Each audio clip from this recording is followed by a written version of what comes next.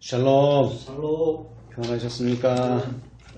네, 오늘도 주님의 은혜와 축복 속에 귀한 한 시간 여러분과 함께 말씀에서 은혜 받는 귀한 한 시간 되시기 바랍니다. 자, 우리 오늘 마가복음의 말씀을 보겠습니다.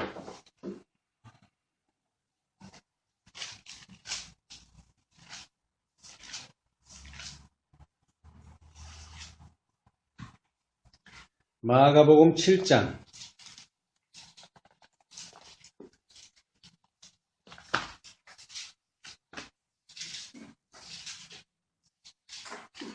31절을 보겠습니다.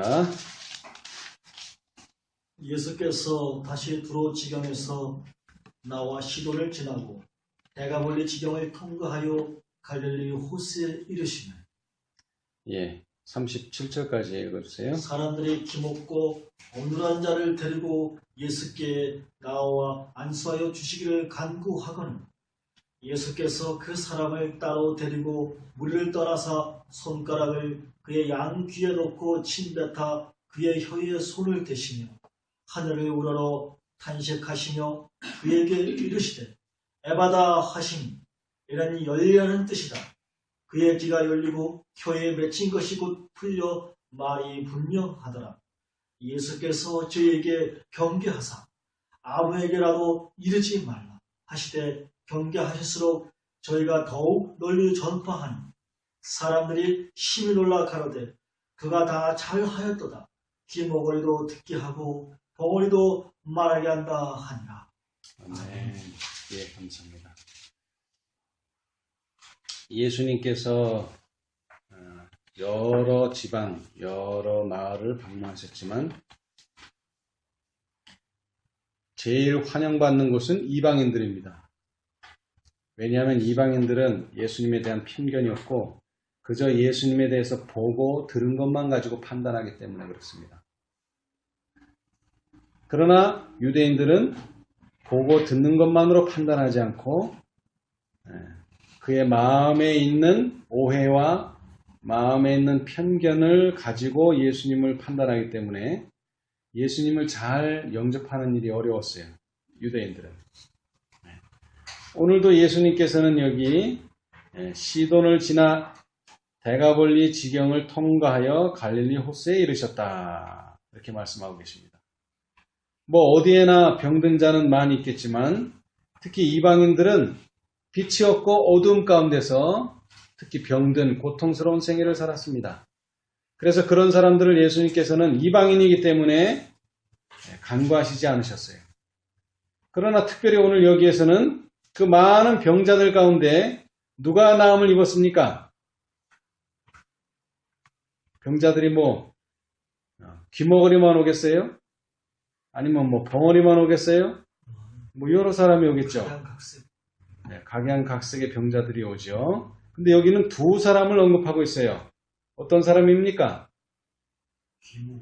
귀 먹고 어눌한 사람이라 이렇게 어눌하다 이렇게 표현을 했는데 말을 못한다 이렇게. 그러니까 다시 말하자면 귀머거리와 벙어리들을 예수님께서 낫게 하셨습니다. 그런데 여기에서는 내 소원대로 되리라 라고 말씀하신 것이 아니고 어떻게 낫게 하셨어요?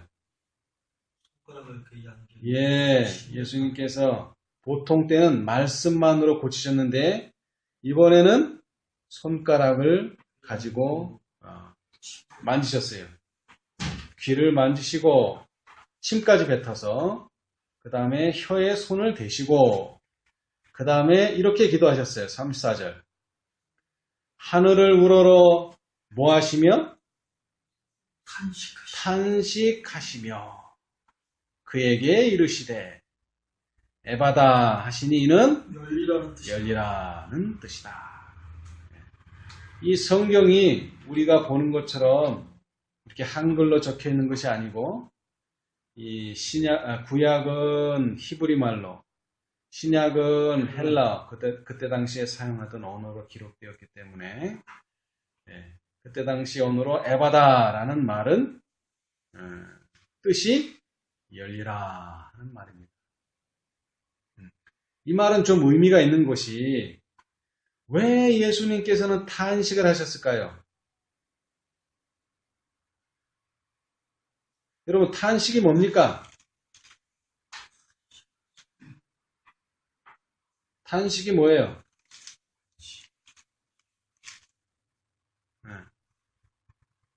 탄식이라고 하는 것은 안타까워 하신다는 뜻이에요. 안타깝다.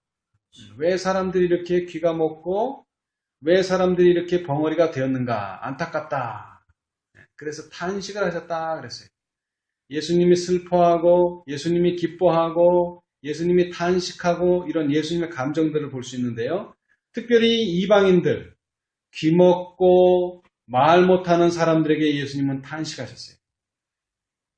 왜 탄식하셨느냐면 이제 예수님이 돌아가실 시간이 멀지 않았습니다.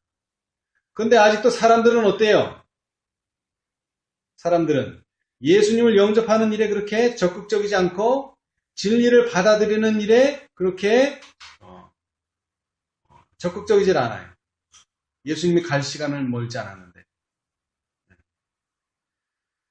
여기에 보면 시대 소망에 보면 진리를 향하여 열지 않은 귀, 그 다음에 구주를 시인하기를 거절하는 혀를 생각하고 탄식하셨다. 이렇게 말씀하세요. 여러분, 뭐 다른 것보다도 이 육체에는 오감이 5가지의 감각이 있습니다. 이 감각을 통해서 우리는 모든 정보를 받아들입니다. 외부로부터 오는 정보. 그런데 다른 거는 다 차단하는 기능이 있는데 뭐는 차단하는 기능이 없습니까? 자, 오감. 자, 맛보고, 혀로 맛보고, 그 다음에 코로 냄새 맡고, 귀로 듣고, 그 다음에 손으로 만지고, 그 다음에 또 뭐가 있죠? 눈으로 보고, 이렇게 5가지 감각이 있어요. 근데 다른 거는 다 차단할 수 있어요. 예를 들어서 내가 보기 싫다. 그럼 뭐 하면 돼요? 눈을 감으면 돼요. 만지기 싫다. 안 만지면 돼요. 맛보고 싫다. 안 먹으면 돼요. 근데 귀는 어때요? 귀는 닫을 수가 없어요. 귀는 닫을 수 없어요. 항상 열려 있어요. 그러면 귀를 닫으려면 어떻게 해야 됩니까? 아니요.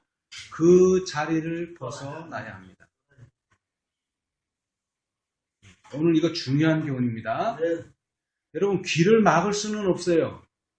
그러나 듣지 않으려면 뭐 하라고요? 그 소리가 나는 그 곳으로부터 멀리 떨어져야 됩니다.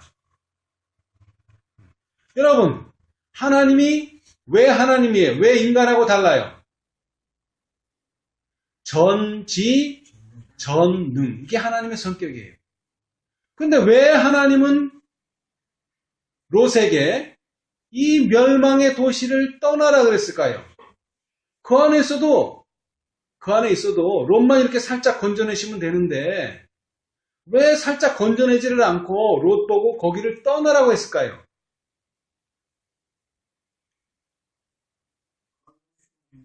많은 사람들이 구원을 잘못 생각하고 있어요. 구원을 우리가 바로 생각한다는 것은 무엇이냐면 구원이라는 건 무엇이냐면 의로운 것은 살리지만 의롭지 못한 것은 뭐한다? 죽는다는 것입니다. 동전의 양면과 같아요. 우리가 이쪽에 보면은 숫자가 적혀 있고 저쪽에 보면은 글자가 적혀 있죠? 동전을 한번 잘 보세요. 한쪽에는 한글로 돈이 적혀 있고 반대쪽에는 숫자가 적혀 있어요. 이거는 동전의 양면과 같아요. 우리가 구원을 얻는다는 말은 반대로 구원 얻지 못하는 사람은 멸망을 당한다는 말입니다. 우리의 구원이 완전하다면 또 무엇도 완전해야 됩니까? 하나님의 멸망, 하나님의 심판도 완전해야 합니다. 롯이 왜 그곳을 떠나야 되느냐? 소돔과 고모라를 완전히 멸망시키기 위해서 그렇습니다. 뭐를 빼놓고 멸망시켜서는 안 돼요. 그것이 완전히 멸망되어야 돼요. 그러기 위해서는 온전한 의로운 롯은 그곳을 떠나야만 합니다. 바벨론도 마찬가지예요. 계시록 14장과 18장의 바벨론의 멸망이 어떻게 돼야 돼요? 완전하게 멸망을 당해야 돼요. 그렇죠? 불완전하게 뭐를 빼놓고 뭐만 멸망하는 게 아니에요. 바벨론은 완전히 확실하게 멸망을 당해야 돼요. 그렇기 때문에 바벨론에는 뭐가 있어서는 안 돼요. 의로운 자가 한 명이라도 남아 있어서는 안 돼요. 분리돼야 돼요. 마찬가지입니다. 오늘 하나님께서는 우리에게 말씀하시기를 우리가 확실한 구원을 얻기 위해서 우리의 뭐가요? 귀가 열려야 돼요. 뭐에 열려야 돼요? 뭐를 향하여? 진리를 향하여 열려 있어야 돼요. 진리를 향하여 열려 있어야 돼요. 그 다음에는 그 진리를 들었으면 어떻게 해야 돼요? 고개를 끄덕끄덕 하는 게 아니고 순종하는 생애를 살아야 됩니다. 이것은 양면과 같습니다. 믿음이 있다고 하면서 뭐는 안 보여주는, 행위는 안 보여주는 이런 믿음은 완전한 믿음이 아니에요. 이 두 개는 병행돼야 돼요. 그래서 귀와 입은 일치가 돼야 돼요. 그런 걸 보고 뭐라 그래요? 언행일치라고 말합니다. 언행일치가 돼야 돼요. 예수님이 이 교훈을 하시는 것은 대단히 중요한 의미가 있습니다. 지금 이곳에서는 누가 치료를 받고 있죠? 물론 병자죠. 근데 그 사람들은 어떤 사람들이에요? 이방인들입니다. 이방인들. 지금 이방인들의 고침을 받고 있어요. 근데 예수님께서 뭐라고 말씀하셨어요? 에바다! 뭐라고요? 열려라. 열려라는 겁니다. 열려라. 열려라. 많은 사람들이 그래요. 나는 교회 다닌다. 여러분, 교회 다닌다고 열리는 거 아닙니다. 교회 다닌다고 열리는 게 아니에요. 우리가 듣는다고 열리는 게 아니에요. 귀가. 정말 그 말씀에 대해서 우리 귀가 열릴 뿐만 아니라 뭐가 열려야 돼요? 마음이 열려야 돼요. 귀는 항상 열려 있어요. 귀라고 하는 것은 항상 열려 있어요. 그러나 뭐가 열리지 않으면요? 마음이 열리지 않으면 뭐라고 얘기합니까? 사람들이 쇠귀의 경읽기라 그래요. 그 사람이 못 들은 게 아니에요. 많이 읽어주고 많이 들려줬어요. 그런데 뭐예요? 마음에 담아둔 적은 한 번도 없어요. 지금 이방인들은 어떤 상태입니까? 정말로 필요해서 듣는 거예요. 왜냐하면은 지금 이 사람들이 어떤 사람이냐고 이 시대 소망을 보니까 이 사람들은 전에 돼지떼가 어떻게 됐습니까? 돼지떼가 어디로 빠졌죠? 바다로 다 빠져가지고. 근데 왜 돼지떼가 바다로 다 빠졌어요? 마귀들이 나를 좀 저 돼지떼에 넣어달라. 나를 멸망시키지 말고 돼지떼에 넣어놨다. 그래서 그것을 허락했더니 그 돼지떼를 몰고 바다로 들어가서 손해를 입힌 거예요. 그래서 사람들이 뭐라 그랬어요? 예수님이 오시면 이거 문제가 심각합니다. 그러니까 제발 여기를 오지 마십시오 하고 떠나라. 이렇게 말씀하셨어요. 그래서 떠났어요. 그랬는데 예수님이 떠나고 나서 그분께서 뒤에 남기신 사자들의 말을 듣자 예수님을 보고 싶은 욕망이 일어났다. 그래서 처음에는 예수님을 거절했는데 예수님이 다시 이 지방을 오게 되니까 사람들이 몰려들기 시작했어요. 그 사람들이 몰려들었어요.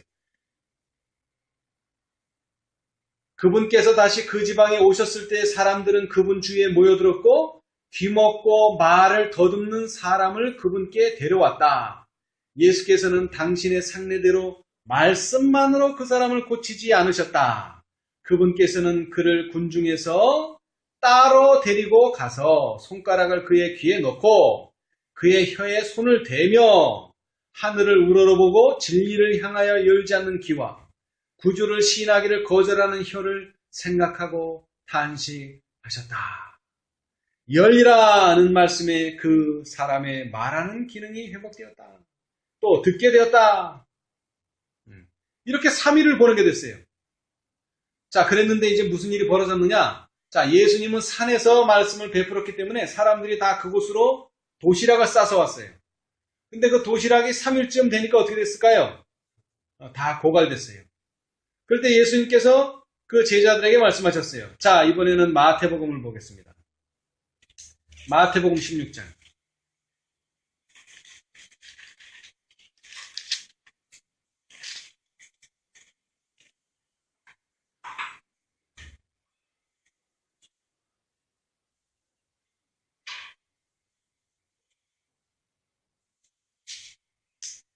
자, 15장, 마태복음 15장. 32절. 예수께서 제자들을 불러 가라사대 내가 우리를 불쌍히 여기노라. 저희가 나와 함께 있은지 이미 사흘이네. 먹을 것이 없도다. 길에서 기진할까요? 굶겨 보내지 못하겠노라. 예. 자, 어떻게 하라는 거예요?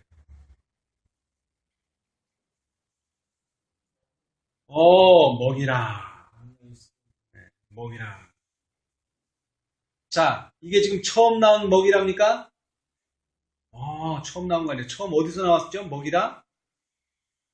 5,000명을 먹이실 때, 그쵸?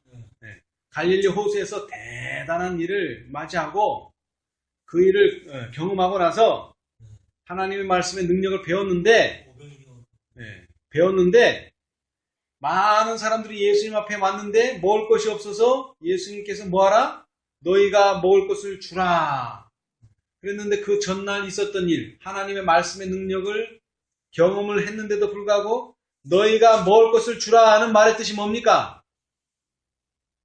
너희가 먹을 것을 주라는 말의 뜻이 뭐예요?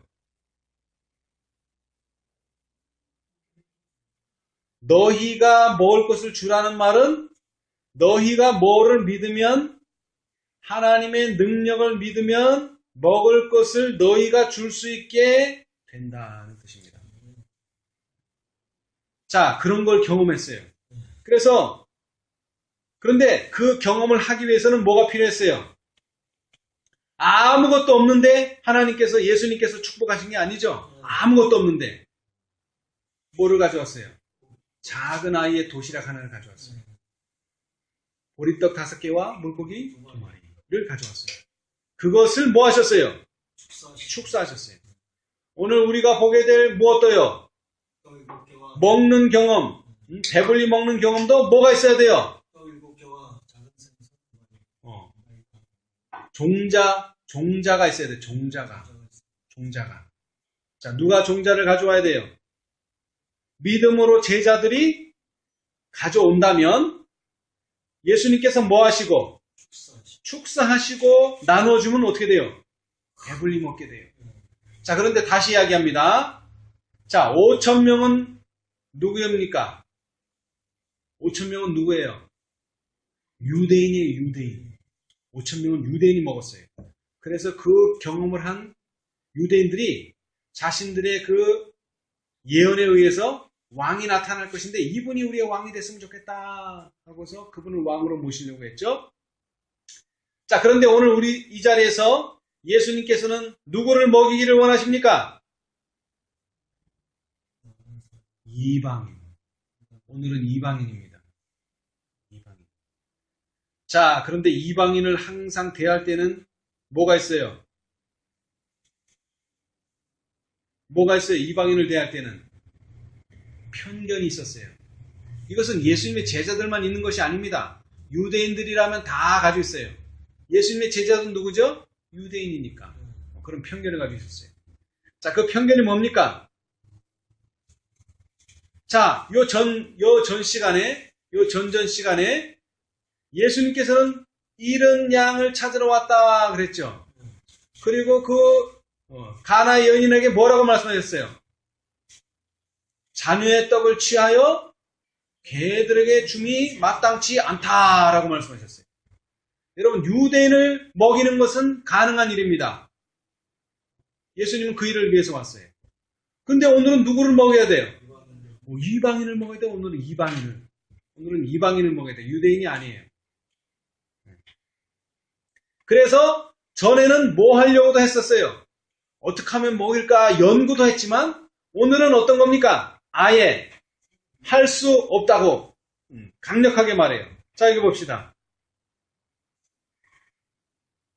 33절에 제자들이 가로되 광야에 있어서 우리가 어디서 이런 무리의 배부를 만큼 떡을 얻으리까? 이제 돈이 부족한 게 아니라 장소 자체가 어디라는 거예요, 이게? 광야라는 거예요. 먹을 것을 살 수 없는 곳이라는 얘기예요. 유대인들은 그래도 먹을 것을 살 수는 있었는데 뭐가 부족하다는 거예요? 돈이 없다는 거죠. 돈이 없었어요. 그러나 이제는 돈이 있어도 여기는 살 데가 없는 거예요. 살 데가. 유대인들을 먹이는 것보다 더 힘들다고 예수님의 제자들이 말했어요. 자, 그랬을 때 예수께서 가라사대 너희에게 떡이 몇 개나 있느냐? 가로되 7개와 작은 생선 2마리가 있나이다. 여러분, 아무리 기근이 들고 아무리 먹을 것이 없어도 종자가 될 만한 것이 있을까요? 없을까요? 우리 수중에 있습니다. 여러분, 엘리야 시대 때의 과부를 보세요. 과부가 뭐가 없어요? 밀가루도 없고, 그죠? 그 다음에 또 뭐도 없어요? 기름도 없어요. 그런데 완전히 없는 겁니까? 없어져 가는 겁니까? 없어져 가서 이제 마지막으로 먹고 죽으려고 그랬죠? 그럴 때 누가 왔어요? 엘리야가 찾아온 거예요. 마지막으로 먹고 죽을 거였는데. 근데 그 마지막 양식을 뭐 하라는 거예요? 나를 위해서 사용하라는 거예요. 내게 가져와라는 거예요. 너무나 황당한 말이었죠. 아무리 하나님의 종이기는 하지만 이렇게 황당한 부탁을 할 수가 있는가? 이렇게 황당한 명령을 할 수가 있는가? 그러나 그 과부는 어떻게 했어요? 선지자의 말이니까. 선지자의 말이니까. 자, 한 끼 더 먹어도 어떻게 돼요? 한 끼 더 먹어도 죽어요. 한 끼 더 먹는다고 더 사는 거 아니에요. 그래봐야 한 끼 정도 더 살겠지. 그러나 결국은 죽어요. 자, 이 한 끼를 엘리야를 위해서 준다면 더 빨리 죽겠죠. 그러나 한 끼 먹어도 죽어요. 장래가 안 보이는 거예요. 그럴 바에는 뭐 하고 죽자? 그래도 엘리야의 말, 선지자의 말을 그래서 순종하고 죽자. 좋은 선택을 한 거예요. 과부는. 그래서 드렸더니 어떻게 됐어요? 30배, 60배, 100배의 축복을 얻게 됐어요. 마찬가지예요. 여기서도. 하나님은 아무것도 없는데 축복하시지 않습니다. 여러분. 뭐를 내놔야 돼 우리가? 종자를 내놔야 돼. 우리가 헌신을 해야 돼. 이거는 상당히 중요합니다. 왜 중요하냐면 예수님의 제자들은 예수님을 3년 정도 따라다니니까 어떤 생각이 들까요? 우리들은 누구보다는 낫다? 유대인보다는 그래도 좀 낫다 하는 생각이 자연스럽게 생겼어요. 자연스럽게. 여러분, 오늘날 이 높은 지위에 있는 사람들, 대통령이나 국무총리나 이런 주위에 있는 사람들이 처음부터 권력을 탐합니까? 아닙니다. 처음에는 그렇지 않아요. 처음에는 뽑혔을 때는 어때요? 내가 국가를 위해서 봉사를 하고 사회를 위해서 봉사를 해야 되겠다. 그렇게 생각을 해요. 그리고 그렇게 해요. 근데 자꾸 시간이 지나면 어떻게 돼요? 사람들이 자기를 떠받들어 주거든요. 자기를 왜 떠받들어 줘요? 그 자리에 있으니까 떠받드는 거예요. 그 자리에 없으면 떠받들 이유가 없죠. 그런데 사람은 착각해요. 이게 5년짜리고 이게 4년짜리인데 어떻게 될 것 같아 이것이? 10년, 20년, 30년 갈 것처럼 생각해요. 그러면서 어떻게 해요? 그 자리에 있기 때문에 내가 떠받듦을 받는 것이라는 생각보다는 나니까 떠받듦을 받는구나 생각하는 거예요. 거기서부터 뭐가 생기는 거예요 이제? 교만함이 생기고 거기서부터 뭐가 생기는 거예요? 나만 위해 준다 하는 생각이 드는 거예요. 자, 예수님은 어떻게 된다고요? 예수님은 곧 어떻게 돼요? 떠나가시죠. 예수님이 계시는 동안은 교만을 해도 뭐 할 수 있어요? 고쳐줄 수 있어요. 예수님이 계신 동안은 잘못을 해도 지적해 줄 사람이 있어요. 근데 예수님이 가시면 이제는 아무도 잘못을 지적하거나 잘못을 가르쳐 줄 사람이 없어요. 사실 없는 건 아니에요. 직접적으로 없어요. 외적으로 없단 말이에요. 외적으로. 심적으로는 있지만 외적으로는 없어요. 자, 그래서 오늘 우리는 이 교훈을 잘 이해해야 되는 것이 이방인들에게는 이렇게 벙어리를 낫게 해주고 귀머거리를 낫게 해주고 심지어는 뭐도요? 4,000명이 먹는 놀라운 경험을 했어요. 그렇죠? 그런데 전에 유대인을 먹일 때는 어떻게 가져왔죠? 물고기 몇 마리? 2마리. 보리떡 5개, 5개. 근데 오늘은요, 보리떡 7개, 7개, 물고기 2마리. 2마리. 보리떡이 2개가 추가됐어요. 예. 여러분, 이방인이 유대인의 특권을 누린다는 것은 이것은 대단한 일입니다. 우리는 유대인보다 더 헌신해야 돼요. 유대인들보다 더 헌신해야 돼요. 우리는 이전의 기독교인들보다 더 헌신해야 돼요. 우리가 여기까지 온 것을 자랑할 게 아니라 우리는 더 헌신해야 돼요. 더 헌신해야 돼요. 우리가 이러한 경험을 하는 것과 아울러 이제 예수님은 이곳을 떠나서 어디로 가시느냐 하면은 이제 유대 땅에 가시게 됩니다. 이제 유대 땅. 특히 갈릴리 지역에 가시게 돼요. 그런데 이 갈릴리 지역에 오시자마자 무슨 일이 벌어졌느냐? 무슨 일이 벌어졌느냐? 유대인들이 뭐라고 말하느냐? 자, 16장. 마태복음 16장.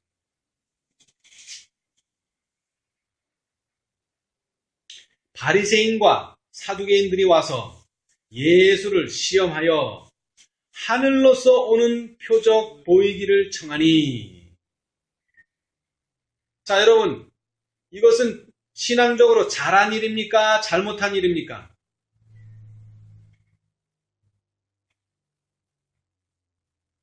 이 유대인이, 지금 바리새인과 사두개인이 예수님에게 표적을 보여달라고 요구한 것은 잘한 일입니까? 신앙적으로 잘못한 일입니까?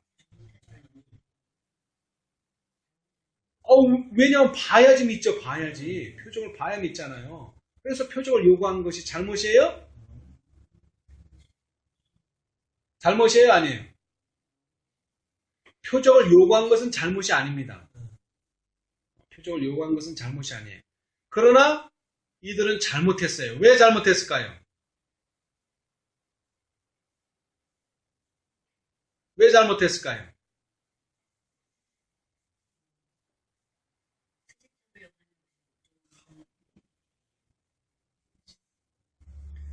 자, 여러분, 많은 사람들이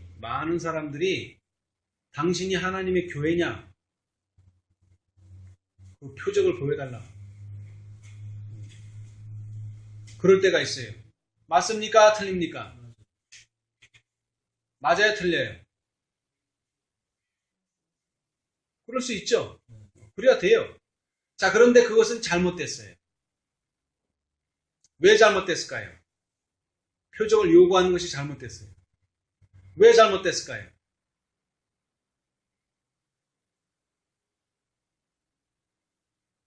자, 우리 한번 읽어봅시다. 왜 잘못됐는가? 자, 시대소망 406페이지.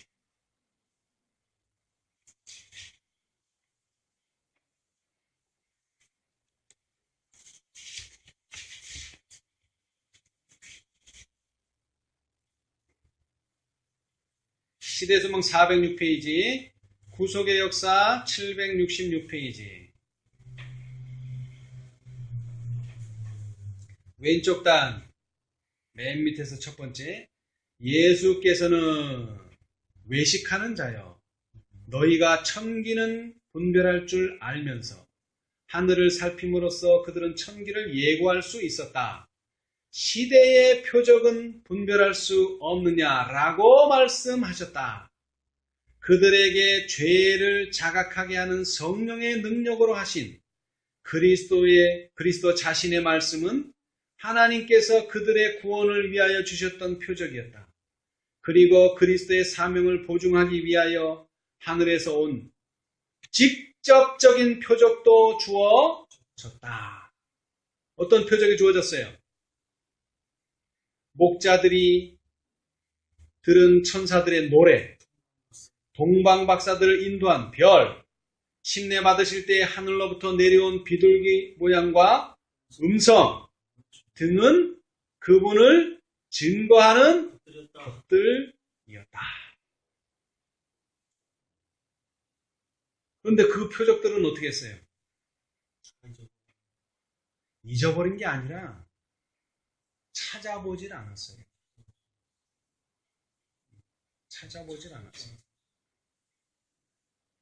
여러분, 우리는 남들이 들려주는 지식, 남들이 들려주는 진리를 들으면 그것이 내 것이 됩니까? 안 됩니다. 절대로 안 됩니다. 내가 본인이 스스로, 자, 우리 레위기서에도 말했지만 스스로 뭐 하라 그랬어요? 정결케 해야 돼. 스스로 해야 돼요. 스스로. 남이 갖다 줘서 그거 남이 갖다 주는 걸 가지고 되는 게 아니에요. 이것은. 스스로 해야 돼요. 스스로. 물론 우리가 배움을 받을 수는 있어요. 근데 그 배움이 누구의 것이 되기 위해서는, 나의 것이 되기 위해서는 스스로 연구하고 스스로 찾아야 돼요. 그 전에는 아무리 보여주고 아무리 그 요구, 당신이 하나님의 아들이면 표적을 보여달라 보여줘도 그 사람들은 그 표적을 보지를 못해요. 보지를 못해요. 그게 문제예요. 보지를 못한다는 거. 자, 우리 406페이지 아까 읽었던 데 위에를 보겠어요. 이제 바리새인들과 사두개인들은 그리스도께 나와서 하늘로부터 온 표적을 요구하였다. 여호수아의 시대에 이스라엘이 벳호론에서 가나안 족속과 싸우려고 나갔을 때에 승리를 거둘 때까지 지휘관의 명령대로 태양은 그 자리에 멈춰 있었으며 그와 비슷한 많은 이적들이 그들의 역사에 나타났다. 그들은 이와 같은 표적을 예수께 요구했다. 그러나 유대인들이 필요로 하는 것은 이런 표적이 아니었다. 자, 유대인들에게 필요한 표적은 뭡니까? 그럼 외적인 표적이 아니라 내적인 표적이 필요했다는 거예요. 단순한 외적 증거는 그들에게 아무런 유익이 될 수 없었다. 그들에게 필요한 것은 지적 계몽이 아니요 영적 혁신이었다. 이 말이 무슨 뜻이에요? 많은 사람들이 넷째 천사, 그러니까 셋째 천사보다 더 많은 어떤 새로운 빛, 새로운 진리, 새로운 지식을 배울 줄 알아요, 우리한테서. 우리는 그런 거 가지고 있지 않습니다. 우리는 그런 걸 주려고 하지 않습니다. 넷째 천사의 기별이 뭡니까? 내가 전에 몰랐던 어떤 진리를 가르쳐 주는 게 아니에요. 지식을 가르쳐 주는 게 아니에요. 우리를 전에는 부흥되게 못 살고 전에는 개혁되게 못 살았는데 이 말씀을 듣고 성령의 능력이 마음속으로 들어가서 영적으로 부흥하고 영적으로 개혁하도록 만드는 거예요. 다섯째 천사는요? 다섯째 천사도 마찬가지예요. 이건 지식이 아니에요. 지식을 더 넓히고 몰랐던 걸 깨우쳐 주는 게 아니에요. 영적인 혁신이라는 말을 여러분 잘 기억하시기 바랍니다. 영적인 혁신이 필요하다고요. 누구한테요? 누구한테 영적 혁신이 필요하다고요? 유대인들 구약 성경을 잘 깨뚫고 있고 구약 성경을 잘 알고 있는 유대인들에게 필요한 것은 말씀의 지식을 더하는 게 아니고 영적으로 변화되는 거예요. 근데 그 영적으로 변화되는 것은 어떻게 찾아옵니까? 어떻게 찾아와요? 네?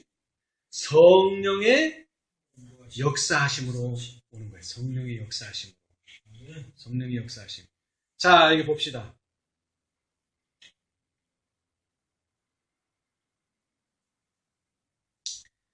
자, 시대의 소망 407페이지, 구속의 역사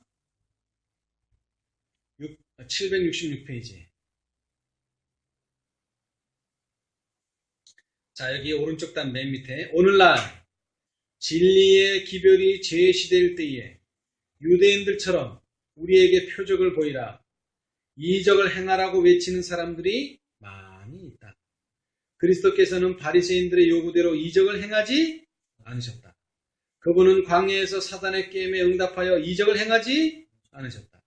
그분께서는 우리 자신을 옹호하거나 불신과 교만의 요구를 채워주도록 우리에게 능력을 주지 않으신다.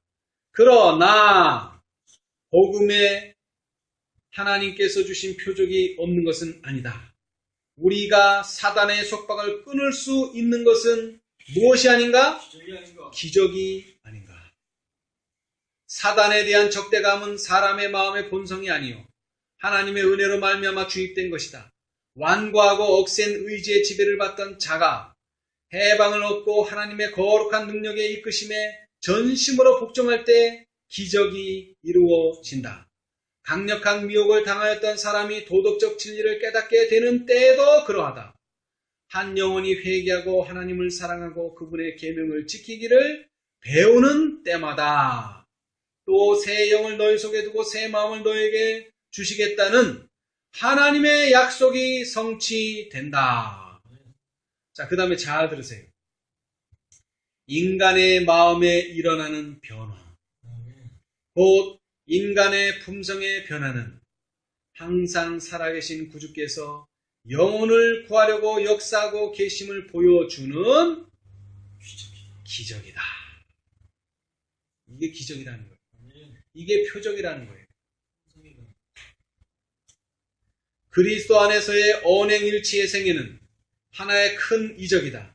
하나님의 말씀을 전함에 있어서 지금 그리고 항상 나타내야 할 표적은 듣는 자들에게 그 말씀이 개심시키는 능력이 되게 하는 성령의 임재하십니다.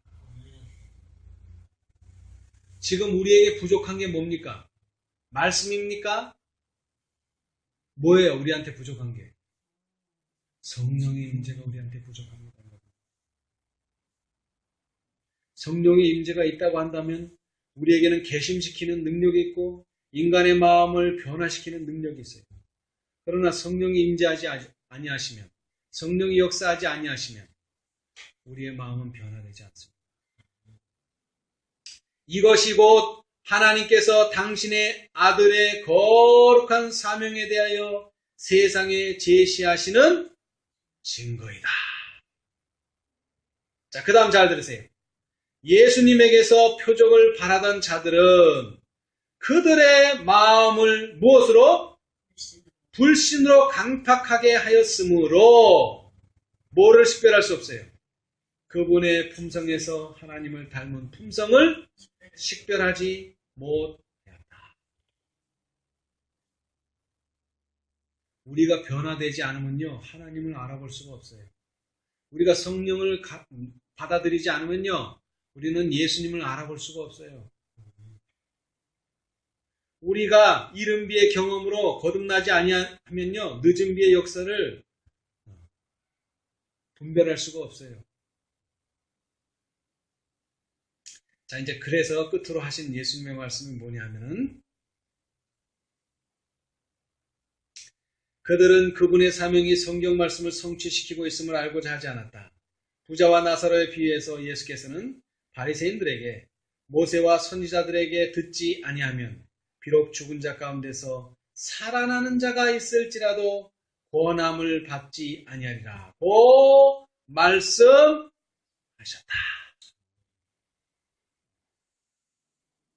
이 말의 뜻이 뭡니까? 여러분, 죽었던 사람이 부활한다. 이거 대단한 능력 아니에요? 죽었던 사람이 부활한다. 그런데 그 죽었던 사람이 부활하는 그런 능력을 볼지라도 모의 마음의 변화가 일어나지 않는다면, 모의 마음을 열지 않는다면, 모세와 선지자들에게 듣지 아니하면, 모세와 선지자들 이미 뭐 했어요? 죽었죠. 부자 나사로 비유할 때 예수님이 말씀하실 때 너희가 모세와 선지자들에게 듣는다는 말은 우리가 직접적으로 듣는 게 아니에요. 왜? 그들은 이미 죽었어요. 그들은 말 못해요 지금. 근데 뭐가 말을 해요? 그들이 적어놓은 구약의 말씀들이 그들에게 말을 하는 거예요. 오늘 화이트부인이 여러분에게 말할 수 있어요? 없어요. 근데 오늘 화이트부인이 여러분에게 말할 수 있는 통로는 뭐예요? 예언의 신을 우리가 구속의 역사를 읽음으로 화이트부인의 말씀을 우리는 들을 수가 있어요. 성경을 읽음으로 연구함으로 우리는 성경 말씀을 들을 수가 있어요. 그 말씀을 듣는다는 건 뭐라 그랬죠? 열려라. 마음문을 열고 듣는다는 게 무슨 뜻이라고요?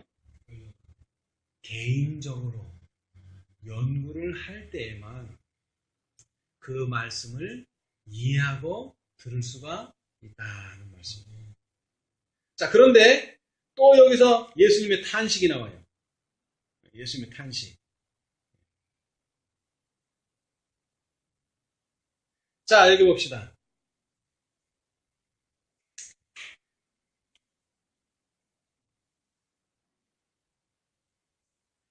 자, 여기 시대수망 407페이지 구속의 역사 767페이지 왼쪽 단 맨 밑에 예수께서는 마음속에 탄식하시며 이 트집지 않는 무리를 떠나 제자들과 함께 다시 배에 오르셨다. 슬픔으로 침묵한 채 그들은 다시 호수를 건넜다. 그러나 그들은 저희가 이전에 떠난 곳으로 들어가지 않고 5,000명을 먹으신 곳 부근의 벳세다로 방향을 돌렸다. 기슭에서 꽤 떨어져 나왔을 때에 예수께서는 뭐라고 말씀하셨어요? 삼가 바리새인과 사두개인들을 지어라. 그 말씀하셨다. 자, 오늘 이 말씀에 대해서 우리가 깊이 생각을 해봐야 됩니다. 자, 잘 들으세요. 지금 예수님의 몸은, 제자들의 몸은 어디 나와 있어요? 어디 나와 있어요? 응? 그 바리새인과 그 시험하기 위해서 온 바리새인과 사두개인하고는 멀리 떨어져 있어요. 그죠? 그것을 떠나서 지금 배를 타고 한참을 꽤 떨어져 나왔어요. 꽤 떨어져 나왔다고. 뭐는요? 몸은 떨어져 나왔어. 근데 뭐가요? 정신이 안 떨어진 사람도 있어요. 정신이 안 떨어진 사람. 지금 예수님은 몸이 떨어지라는 게 아니에요. 몸이 떨어지라는 거면 그 자리에서 얘기했지. 응? 바리새인과 서기관이 있을 때 그 자리에서. 근데 지금은 몸은 엄청 꽤 떨어져 있었어요. 그런데도 뭐라고 얘기해요? 주의하라. 이것은 뭘 말한다고요? 정신을 말하는 거예요. 정신. 오늘 우리가 이 자리에 앉아 있었어도 우리는 세상의 정신을 가질 수 있어요. 오늘 우리가 이 자리에 앉아 있었어도 바리새인의 정신을 가질 수 있어요. 사두개인의 정신을 가질 수 있어요. 유대인의 정신을 꿰차고 있을 수도 있어요. 그러면 그 바리새인과 사두개인의 누룩이 무엇인지 오늘 여기서 꼭 배우고 넘어가야 돼요. 왜? 예수님께서 계실 때는 언제든지 이것이 있을 때마다 지적을 해주셨어요. 그러나 예수님이 가시면 이제 이것을 지적해 줄 사람이 없어요. 이제 누가 그것을 조심해야 돼요? 제자들이 스스로 조심해야 돼요. 스스로. 뭐에 물들지 않도록. 바리새인과 서기관의 정신에 빠지지 않도록 조심해야 돼요. 그래서 예수님께서는 오늘 그 정신이 무엇인지 오늘 가르쳐 주시기로 합니다. 오늘 우리도 마찬가지예요. 우리도 지금 안식일에 따로 떨어져 예배드려요. 몸은 떨어져 있어요. 그러나 뭐는요? 정신은 떨어져 있지 않을 수가 있다는 것입니다. 자, 좀 더 읽어봅시다. 유대인들은 모세의 시대 이래로 6월절에는 저희 집에 누룩을 없애는 관습이 있었으며 이걸 뭐라 그래요? 이거 보면 뭐라 그래요? 6월절 다음에 무교절, 없을 누룩교, 누룩이 없는 절이에요. 그래서 누룩을 없애야 돼요. 있으면 어떻게 해야 돼요? 찾아서 버려야 돼요. 왜? 누룩은 뭐를 상징한다? 죄의 상징이었기 때문에. 죄의 상징. 그러나 제자들은 예수님의 말씀을 이해하지 못했다. 마가단에서 갑자기 떠나왔으므로 그들은 떡 가져오는 것을 잊었으며 따라서 그들에게는 떡 한 조각밖에 없었다. 이런 환경에서 그들은 그리스도의 말씀을 바리새인이나 사두개인의 떡을 사지 말라고 경고하는 말씀으로 이해했어요. 자, 그런데 그게 아니에요. 그들은 믿음과 영적 통찰력이 부족하여 그분의 말씀을 이처럼 오해하는 때가 종종 있었어요. 예수님의 말씀을 오해하는 때가 있었는데 뭐가 부족하다고요? 첫째, 믿음이 부족해요. 눈이 열려야 돼요. 귀가 열려야 돼. 그러나 눈과 귀가 열려도 뭐가 없으면 영적 통찰력이 없으면 우리는 바리새인과 사두개인의 누룩을 사먹게 된다. 자, 그리하여 몇 마리의 생선과 보리떡 몇 조각으로 수천 명을 먹이신 예수께서는 그 엄숙한 경고의 말씀을 하면서 겨우 육신의 양식에 대해서만 언급하셨을 것이라고 생각한 그들을 책망하셨다. 자, 그럼 이제 뭔가 봅시다. 바리새인과 사두개인들의 무엇이 교활한 논법이 제자들을 무엇으로? 불신으로 인도하여 그리스도의 사업을 경하게 여기도록 할 위험이 있었던 것이다. 여러분, 잠언을 읽어보면요, 울타리를 허는 뭐가 나와요? 어떤 요? 작은 요. 여러분, 유대인들은 외면적으로는 뭐 한다 그래요? 하나님의 사업을 한다 그래요. 외면적으로는. 근데 속으로는요? 속으로는 사단의 일을 하고 있어요. 사단의 일을 하고 있어요. 자, 그런데 그 방법이 어떻다는 거예요? 교활하다는 거예요. 누구처럼? 뱀처럼. 뱀처럼 교활하다는 거예요. 뱀처럼. 자, 그런데 다시 한번 강조하지만 바리새인과 사두개인들은 하나님의 사업을 허물어뜨리는 게 아닙니다. 뭐 하는 거예요? 하나님의 사업에 상처가 나는 거예요. 상처. 하나님의 사업을 막 짓이기는 게 아니에요. 짓이길 힘도 없지만 그래서 뭐 하도록 하는 거예요? 불신하도록 만드는 거예요. 불신하도록.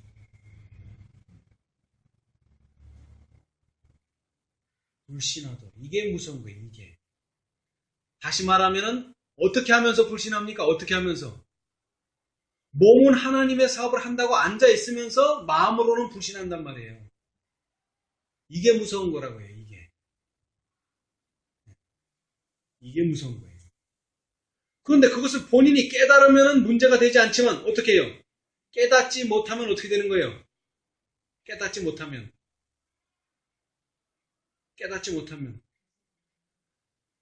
심판날에 가서 깨닫게 됩니다. 심판날에 가서야. 자기는 예수 잘 믿고 구원 얻을 줄 알았는데 예수님이 뭐라고 그러신다고요? 나는 너를 도무지 알지 못하노라. 그때 가서 알게 된다는 거예요. 얼마나 불쌍한 사람들이에요. 자, 좀 더 읽어봅시다. 제자들은 저희 선생께서 하늘의 표적을 보이라는 요구를 들어주셨어야 했다고 생각하였다. 그들은 그분께서 이것을 충분히 하실 수 있으며 그런 표적은 그분의 원수들을 침묵시킬 것이라고 믿었다. 그들은 이 비평자들의 위선을 식별하지 못하였다. 자, 그러면 예수님께서 보여주시는 표적이 뭘까요? 그것은 바로 우리의 매일의 생애에서 보여주는 표적입니다. 기적을 보여주는 것이 아니에요. 우리는. 뭘 보여준다고요? 매일의 생애에 있어서의 변화. 그런데 이 유대인들과 사두개인들은 매일의 생애에 있어서는 계속 이기심을 품고 있으면서 언젠가는 내가 하나님의 일을 할 것이다. 언젠가는 내가 기드온처럼 블레셋을 물리치는 데 사용될 것이다. 일요일 휴업령이 나면 내가 그때는 하나님의 완전한 자녀가 될 것이다. 라고 상상만 하다가 신앙생이 끝나는 거예요. 기대만 하다가 끝나는 거예요. 오늘은 어떻게 살고? 오늘은 내 마음대로 살고. 내일 언젠가에는 내가 꼭 하나님을 위해서 싸우겠다. 내일 언젠가에는 꼭 하나님을 위해서 내가 표적이 되겠다. 하나님의 이적을 행하겠다. 라고 생각하고 있는 모든 사람들은 바로 누구의 기만? 사단의 기만을 당하고 있는 것이다. 사단의 기만. 사람들로 하여금 그리스도의 말씀을 받아들이기를 그렇듯 어렵게 만든 것이 바로 이 기만적인 교훈이었다. 사람들이 그래요. 도대체 재림교회하고 여러분하고 다른 게 무엇이냐? 다른 게 무엇입니까, 여러분? 다른 거 없습니다. 지식은 똑같습니다. 근데 뭐가 달라요? 정신이 다르다. 개운동과 여러분의 가르침이 뭐가 다릅니까? 똑같습니다. 근데 뭐가 달라요? 정신. 정신이라는 말에서 여러분 생각해야 될 게 뭐예요? 자, 다시 말합니다. 바리새인과 사두개인들은 교활한 논법을 가지고 제자들을 불신으로 인도해서 그리스도의 사업을 경하게 여기도록 한다는 거예요. 지금 오늘날 우리가 해야 될 그리스도의 사업이 뭐예요? 우리가 해야 될 그리스도의 사업이 뭐예요? 네? 자비의 사업이에요. 자비의 사업. 자비의 사업. 무슨 대단한 일을 하는 게 아니에요. 우리는 대단한 일 아니에요. 누구하고 싸워야 돼요? 자기하고 자기가 싸워요. 어떤 자기와 어떤 자기가 싸워야 돼요? 말씀에 있어야 될 나와 그렇지 못한 나. 이 둘이 싸우는 게 다른 거 아니에요. 근데 바리새인들은 어떻게 합니까? 서기관들은 말씀에 있는 나와 현실의 나가 다른데 이 다른 것을 어떻게 만드는 거예요? 잘 섞어서 조화스럽게 만드는 거예요. 이것이 바로 바리새인과 서기관들의 교활한 논법이에요. 그러나 예수님의 제자들은 뭘 인정해야 돼요? 내가 그렇지 않다는 걸 인정해야 돼요. 이거 섞어서는 될 게 아니에요. 절대로 섞어서는 안 되는 거예요. 레위기 11장에 뭐라 그랬어요? 뭐가 정한 동물이에요? 첫째는 되새김질을 해야 되고 두 번째는 굽이 갈라져야 돼요. 말씀과 나를 절대로 뒤섞어서는 안 돼요. 그러면 뭐가 돼요? 말씀이 뭐가 돼요? 누룩에 의해서 혼탁해져요. 아시겠어요? 자, 그런데 여기서 중요한 것이 하나 있어요. 뭘 인정해야 된다고요? 내 잘못을 인정해야 돼요. 내가 뭘 잘못하고 있는지를 보아야만 합니다. 근데 그것을 본인만 보면 얼마나 좋겠어요. 여러분, 목욕탕에 불이 났어요. 이거 실제로 있었던 일이에요. 사람들이 어디를 가렸을까요? 네, 얼굴을 가립니다. 네. 자기 그 중요한 부위는 안 가려요. 왜? 창피하다는 거죠. 창피하다는 거. 아시겠어요? 여러분, 내가 내 잘못을 보면은 덜 창피한데 내 잘못을 누가 봐요? 남이 봐요. 그럴 때 우리는 되게 창피합니다. 되게 창피해요. 그런데 그것은 뭐라고요? 그것은 뭐라고요? 하나님의 방법이에요.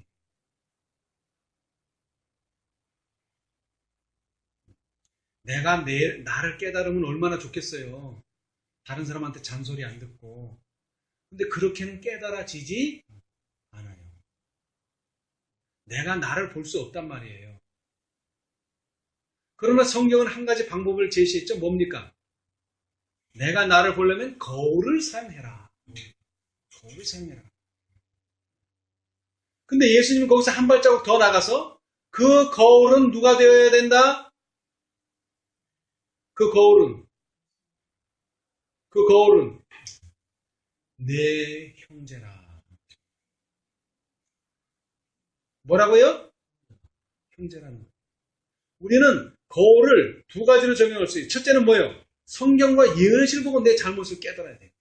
근데 그렇게 보고도 못 깨달을 때가 있어요. 그걸 누가 도와줘요? 누가? 사람이 아니에요. 내 형제라 그랬어요. 다시 강조합니다. 내 형제. 내 형제가 가르쳐 준 거예요. 자, 예수님은 누가 형제라 그랬죠? 예수님이 누구 보고 형제라 그랬어요?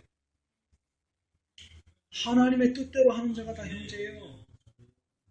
하나님의 뜻대로 하는 자, 하나님 뜻대로 사는 자, 그 형제들이 나의 무엇을요? 치부를, 나의 정말 창피한 것을 드러내준다는 거예요.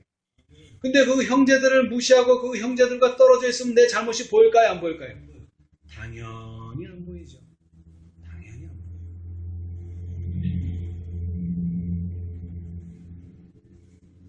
오늘날 모이기를 뭐 하지 말라? 패하지 말라. 우리는 아까 레위에 대해서 공부했는데 레위가 뭐라고요? 연합이라는 뜻이 뭐예요? 여러분, 우리 혼자서는 절대로 완전해질 수 없습니다. 첫째는 예수님과 동행해야 돼요. 두 번째는요, 형제들과 동행해야 돼요. 그러지 않으면 절대로 우리는 완전해질 수가 없습니다. 그런데 이 바리새인과 사두개인들은요, 어떻게 했어요? 스스로 모를 쌓고 장막을 쌓고 스스로 담을 높여가지고 자기 혼자 있기를 원하는 거예요. 이방인들을 절대 용납 안 해요. 이방인들을. 다른 사람을 용납 안 해요. 왜 용납 안 할까요? 자기의 잘못이 드러나기 때문에. 자기의 잘못이. 자, 읽어보겠습니다. 자, 408페이지, 409페이지. 오른쪽 단, 맨 밑에. 이와 같은 영향들은 오늘날 하나님의 율법을 저희 행습에 일치시키는 방법으로 설명하려고 애쓰는 자들을 통하여 역사하고 있다. 이 말이 뭐예요? 이 말이 뭐예요? 오늘날 하나님의 율법을 저희 행습에 일치시키는 방법으로 설명하려고 애쓰는 자들. 이게 뭐예요? 여러분, 오늘날 군대 문제, 이런 걸 어디로 돌려요? 개인 신앙. 그건 개인의 자유다. 뭐 개인, 알아서 하는 거지, 뭐 교회에서 이래라 저래라 하느냐. 그럼 뭐하러 교회를 다녀요? 교회가 이래라 저래라 하라는 뜻이 아니라, 교회는 우리를 뭐 하도록 가르쳐 줘야 돼요? 바른 길로 가도록 가르쳐 줘야 돼요. 근데 어떤 범위 안에서? 율법과 증거의 말씀 안에서 가르쳐야 돼요. 거기 없는 거를 가지고 안식일에 8km를 가면 안 된다, 뭐 하면 안 된다, 뭐 하는, 이런 쓸데없는 것 만들 필요가 없어요. 그러나 율법과 증거의 말씀에 있는 것이라면 절대로 우리는 그것을 명기해야 돼요. 그냥 네가 알아서 해라. 그거는 하나님의 교회가 아니고 하나님의 제사장이 아니에요. 그렇게 하는 것은. 자, 그런데 오늘날 교회가 이제는 율법을 어떻게 설명합니까? 자기 기준에 맞춰서 이제 하나님의 법을 설명하는 거예요. 자기 기준에 맞춰서. 개신교회는 개신교회 나름대로 자기 기준에 맞춰서. 천주교회는 천주교 기준에 맞춰서. 재림교회는 재림교회 기준에 맞춰서. 그러나 그렇게 하지 말라는 거예요. 어떻게 하라는 거예요? 말씀을 그대로 제시하고 우리는 그 말씀을 따라가야 돼요. 자, 여러분, 어린 양이 어디로 인도하신다 그랬어요? 거기 뭐라고 표현되어 있어요? 계시록 14장에. 어린 양이. 자, 봅시다, 그러면. 자, 봅시다. 참 재미있는 표현이죠. 여러분, 어린아이를 병원에 데려가 보셨어요? 특히 치과. 병원이라니까 거창한데, 여러분, 애들이요, 처음에는 모르고 따라갑니다. 근데 이제 치과에서 치료 한번 받고 나잖아요? 병원 냄새만 맡아도 애들이 울기 시작합니다. 울기 시작합니다. 자, 그런데 우리는 어떻게 해야 돼요? 데려가야 돼요. 어쩔 수 없지. 왜? 치료를 하지 않으면 이제 떼우면 될 게 점점 심해지면 뽑아야 돼요. 이를 뽑아야 된다고. 아시겠어요? 자, 여러분. 계시록 14장 4절에 분명히 예수님께서 이렇게 말씀하셨어요. 어린 양이 어디로 인도하든지. 오늘날 많은 기독교인들이 잘못 이해하고 있는 게 뭐예요? 어린 양은 나를 행복한 곳으로 인도할 것이다. 어린 양이 나를 돈 잘 벌게 인도할 것이다. 어린 양이 나를 출세하게 인도할 것이다. 내가 병이 걸리잖아요? 그럼 뭐라고 생각해요? 왜 내가 이 병에 걸렸는가 생각해요. 근데 그 하나님이 인도하셨다면요. 어린 양이 그렇게 인도하셨다면요. 어떻게 하실래요? 응? 이사야서에 말했죠. 불 가운데서 구원하고 물 가운데서 구원한다 그랬는데 어린 양이 여러분을 불 가운데로 인도하면 어떡할 거예요? 어린 양이 여러분을 물 가운데로 인도하면 어떡할 거예요? 응? 어떡할래? 따라가야죠. 자, 다시 얘기합니다. 불 가운데로 물 가운데로 인도한다는 게 무슨 뜻입니까?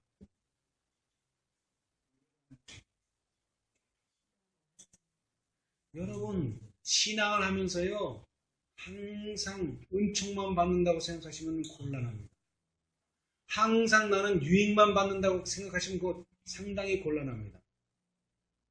신앙을 한다는 건 뭐라고요? 오히려 손해를 본다는 걸 선택했다는 거예요. 이익을 보는 게 아니라 손해를 본다는 걸 선택한 거예요. 예수님 자신이 제자들한테 뭐라고 말했어요? 제자들한테. 예수님을 따르고자 하는 사람들한테 뭐라고 얘기했어요? 자기를 부인하고 자기 십자가를 지고 나를 따라.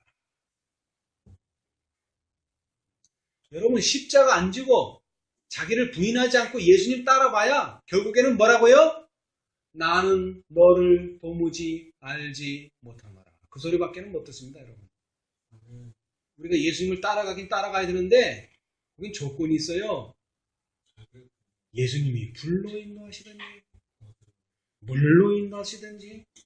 거기서 말하는 어디로라는 말은 내가 뭐를 당해야 된다는 거예요. 내가 피곤해야 된다는 뜻이에요. 내 잘 거 다 자고 내 하고 싶은 거 다 하고 그렇게는 예수를 믿을 수가 없습니다. 내 먹고 싶은 거 다 먹고 예수를 믿을 수가 없습니다. 그런데 이 교훈은 누구만이 새겨들어야 됩니까? 예수님의 제자들은 새겨들어야 됩니다. 여러분, 예수님을 따라다니는 일로 가면 일로 가고 절로 가면 절로 가는 예수님을 따라다니는 무리가 되기를 원하십니까? 아니면 예수님 바로 곁에서 예수님께 수종 들고 예수님의 말씀을 듣는 제자가 되기를 원하십니까? 여러분, 제자가 되기를 원하십니까? 저도 제자가 되기를 원합니다. 근데 그렇게 하려면요, 내 속에 이기심이 드러날 때마다 하나씩 버려야 된다. 자, 좀 더 읽어봅시다. 이런 자들은 율법을 공연히 공격하지 않고 율법의 원칙을 저해하는 위험한 이론을 내놓는다. 그들은 율법을 설명하되 그 능력을 파괴시키기 위하여 설명한다. 여러분, 기독교인한테요, 우리가 하나님의 율법을 지켜야 됩니다. 지킵시다. 그럼 다 뭐 하자 그래요? 그럽시다. 그래요. 그죠? 그러지 맙시다 하는 사람은 제가 보지를 못했어요. 그런데 좀 더 깊이 들어가서 안식일을 지킵시다. 그러면 뭐라 그래요? 아, 그날은 패했습니다. 또 재림교인들한테 우리는 하나의 흠도, 하나의 점도, 하나의 말 실수도, 하나의 행동의 실수도 있어서는 안 됩니다. 그럼 뭐라 그래요? 에이고, 우리가 어떻게 그렇게 살아요? 그렇게 말해요. 그게 뭐 하는 거예요, 그게? 그들은 율법을 설명하되 그 능력을 파괴시키기 위하여 설명한다. 여러분, 율법이 뭡니까? 율법. 율법이 뭐예요? 아니, 율법을 글자 그대로 하면 뭐예요? 율법. 법이 뭐냐고 그래. 법이 뭐냐고. 명령이에요. 그래서 뭐라 그래요? 명. 하나님이 명령한 거라고. 하나님이 명령한 거. 근데 많은 사람들은 이 하나님이 명령한 걸 뭐라 그래요? 에이, 어떻게 그걸 다 하면서 살아. 그럼 못 살아. 그렇게는 못 살아. 그게 뭐 하는 거라고? 그게 하나님을 불신하는 거라는 말이에요. 불신하는 거. 불신하는 거. 자, 다시 말합니다. 우리가 예수님이 5,000명을 먹이고 4,000명을 먹인 게 그냥 배불리 먹게 했다. 그게 중요한 게 아니에요. 여러분, 사람이 살려면은 제가 항상 강조하죠. 암, 말기 걸린 사람도 살릴 수 있어요. 뭐만 하면 살릴 수 있어요. 식사만 하면 본인 스스로 누가 먹여주는 게 아니라 본인 스스로 식사만 할 수 있고 먹어서 토하지만 않으면 그 사람 분명히 살릴 수 있어요. 그 말의 뜻이 뭡니까? 영적으로도 마찬가지입니다. 영적으로 먹어야 산다는 거예요. 그거를 계속 하나님께서 가르쳐 주는 거예요. 근데 왜 우리가 명령을 듣고 아유 그게 힘들게 생각이 돼요? 먹지 않았고 먹었는데 그 말씀을 믿지 않는다는 거예요, 여러분. 그게 바로 사두개인과 바리새인의 죄예요. 이제는 논법이 아니라 죄라고 했어요. 여기 한번 넘겨봅시다. 자, 조금 더 읽으면 나와요. 자, 봅시다. 바리새인들의 외식은 이기주의에서 나온 것이었다. 자신을 영화롭게 하는 것이 그들의 생애의 목적이었다. 그들로 성경의 말씀을 왜곡하고 악용하며 그리스도의 사명의 목적에 눈을 감게 한 것은 바로 이것이었다. 그리스도의 제자들까지도 이 교활한 악을 품게 될 위험이 있었다. 자신을 예수님의 제자로 분류하면서도 뭐라고요? 그분의 제자가 되기 위하여 모든 것을 버리지 않은 자들은 바리새인들의 논증에 크게 영향을 받는다. 그들은 종종 믿음과 불신 사이에서 흔들리고 있었으며 그리스도 안에 숨겨진 지혜의 보화를 식별하지 못하였다. 제자들까지도 겉으로는 예수님을 위하여 모든 것을 버린 것처럼 보였으나 외적으로는 마음속으로는 자신을 위하여 큰 것들을 추구하기를 그치지 않았다. 자, 제자들은 뭘 버렸어요? 그물도 버리고 배도 버렸어요. 실제로 버렸어요. 근데 마음으로 뭘 품고 있었어요? 그게 뭐예요? 자신을 위한 큰 것이 뭐예요? 예수님이 뭐 하면 왕이 되면 내가 뭐 국무총리 아니면 총리 아니면은 무슨 장관 이 정도 한 자리쯤은 하지 않을까 하는 생각을 하고 있었다는 거예요. 뭔가 기대를 하고 있었다는 거예요. 그런데 어떻게 됐어요? 기대가 예수님이 십자가에 달려 돌아가시니까 완전히 무너져 버렸어요. 완전히 무너져 버렸어요. 기대했던 게 오히려 기대했던 정도가 아니라 예수님 때문에 자기가 죽게 생겼어요. 예수님 때문에 자기가 죽게 생겼어요. 누가 가장 큰지에 대하여 논쟁을 일으킨 것이 바로 이 정신이었다. 그들과 그리스도의 사이를 막고 그분의 자아희생의 사명에 몰인정하게 하고 구속의 오면을 그토록 더디 이해하게 만든 것이 바로 이 정신이었다. 누룩을 그 작용하는 대로 놓아둔다면 부패와 쇠퇴를 일으키는 것처럼 이기적인 정신을 마음에 품으면 영혼을 더럽히고 파멸시키는 작용을 한다. 여러분이 가족을 위해서 헌신하고 여러분이 교회를 위해서 헌신하고 그럼 뭐가 돌아옵니까? 돌아와요? 돌아와요? 안 와요? 돌아오지 않습니다. 여러분 그것을 버리세요. 그것을 버리세요. 뭔가 나에게 돌아올 것이다. 돌아오지 않습니다. 결국 우리가 십자가를 지는 이유가 뭡니까? 여러분 예수님께서 왜 십자가를 지셨어요? 그 피곤한 중에 저녁에 뭐 만드셨어요? 성만찬 예식 때 뭐 만드셨어요? 포도즙 조금과 떡만 조금 드시고 계속 하루 내내 굶으셨어요. 그런데 그 상태에서 그냥 굶은 게 아니죠. 엄청난 스트레스를 받았어요. 뭐라는 스트레스? 자기는 죄가 하나도 없는데 죄인 취급. 그것도 무슨 죄? 살인죄 이상의 죄, 반역죄 이상의 죄, 하나님을 해방한 죄라고 하나 아주 돌로 쳐 죽여야 되는 그 죄를 입으셨어요. 스트레스 엄청 받았죠. 그리고 또 뭐 했어요? 십자가를 지고 갔어요. 그거 왜 지고 갔어요? 지고 가다가 누구 다른 사람 주려고 지고 간 게 아니에요. 자기가 지고 간 그 십자가에 결국 자기가 뭐 해야 되는 거예요? 달려 죽는 겁니다. 여러분 예수님이 여러분에게 뭐 하라 그랬죠?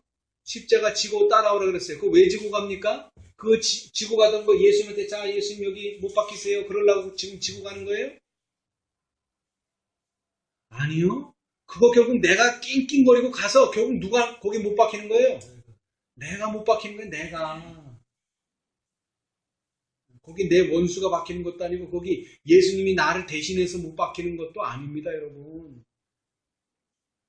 십자가 없이는 뭐가 없다고요? 거기서 말하는 십자가는 여러분 지고 가는 것으로 만족해서는 안 돼요. 결국 지고 가야 되지만 지고 가는 것으로 끝나는 게 아니에요. 지고 가서 결국에는 내가 죽는 것입니다. 결국에는 내가 죽는 것입니다. 끝이 내가 죽는 거예요. 내가 살아나는 게 아니에요. 그러나 내가 죽으면요. 사흘이 되기 전에 우리는 부활합니다. 사흘이 되기 전에 부활합니다. 여러분, 사흘이라는 게 의미가 심장합니다. 지금 이 4,000명이 얼마가 되니까 양식이 떨어져 버렸어요? 사흘 되면 다 떨어진 거예요. 우리 인간적인 권위, 인간적인 능력, 인간적인 어떤 품성, 이거 사흘만 지나보세요. 다 없어져요. 아무것도 없어요. 그러나 예수님의 능력은요. 사흘째 나타납니다. 사흘째 나타나요. 왜? 그때까지는 나타내고 싶었는데 자기 의만 나타내니까 계속 내가 뭘 할 수 있고 내가 이렇게 했고 내가 뭘 했고 그리고 예수님이 말할 기회가 없어요. 드러낼 기회가 없어요. 근데 이제 자기 거 다 쓰고 아무것도 없으니까 이제 가만히 있으니까 예수님이 비로소 그때 나타나는 거예요. 2차 대전 때요. 어떤 사람이 나 예수님 보여주십시오. 나 예수님 보지 못해서 못 믿겠습니다. 어떤 사람이 그랬어요. 그랬더니 하늘에서 한 음성이 들리기를 저 눈 녹는 저 밭을 봐라 그러더래요. 그래서 그 보는 것보다 확실히 하려면 뭐를 해놔야 돼요? 사진을 찍어놔야지 변하지 않잖아. 자기 기억 속에서 드시고. 그래서 사진을 찍었어요. 그래서 사진을 찍어놓고 딱 보니까 뭐예요? 예수님의 모습이 딱 거기 있는 거예요. 그러니까 새카만 색은 뭐예요? 예수님의 모습이고 하얀색은 그 배경이고. 그게 바로 우리가 잘 아는 예수님의 형상이에요. 자, 그런데 거기 뭐라고 써 있는지 아세요? 그리스도는 이 집의 주인이시여 말없이 듣는 분이시고, 그죠? 모든 대화에 듣는 분이세요. 여러분, 우리 식탁에다 그거 써놨으면 좋겠어요. 그리스도는 이 집의 주인이시여 모든 대화에 말없이 듣는 분이시라. 여러분, 예수님 절대로 말하지 않습니다. 그러나 우리가 입을 닫으면요. 예수님이 세미한 음성으로 말씀하십니다. 자, 여기도 마찬가지예요. 누룩을 그 작용하는 대로 놓아둔다면 부패와 세태를 일으키는 것처럼 이기적인 정신을 마음에 품으면 영혼을 더럽히고 파멸시키는 작용을 한다. 옛적에 그랬던 것처럼 오늘날 우리 주를 따르는 자들 가운데도 뭐가 있다는 거예요? 이 교활하고 기만적인 뭐가 있다는 거예요? 죄가 있다는 거예요. 죄. 여러분, 죄라니까 뭐 안식일 안 지키고 뭐 미워하고 물론 그것도 죄죠. 죄예요. 그러나 뭐가 죄예요? 근본적으로 이기심. 여러분, 사단이 죄의 기원인데 사단이 뭐 안식일을 안 지켰어요? 응? 사단이 무슨 뭐 살인을 했어요? 아니에요. 이기심을 품은 거예요. 이기심. 자기밖에 모르는 거야. 자기밖에 모른다고요. 남은 없어 거기. 자기밖에 없어. 그래서부터 시작됐기 때문에 우리의 근본적인 죄의 문제도 결국 뭐로 해결해야 돼요? 이 이기심을 없애야 돼요. 근데 이 이기심을 없애기가 정말로 힘들어요. 왜? 왜 힘들어요? 이것은 겉으로 보이는 죄가 아니기 때문에 그래요. 오늘 예수님께서 바리새인과 사두개인의 외식을 조심하라고 그랬죠. 외식.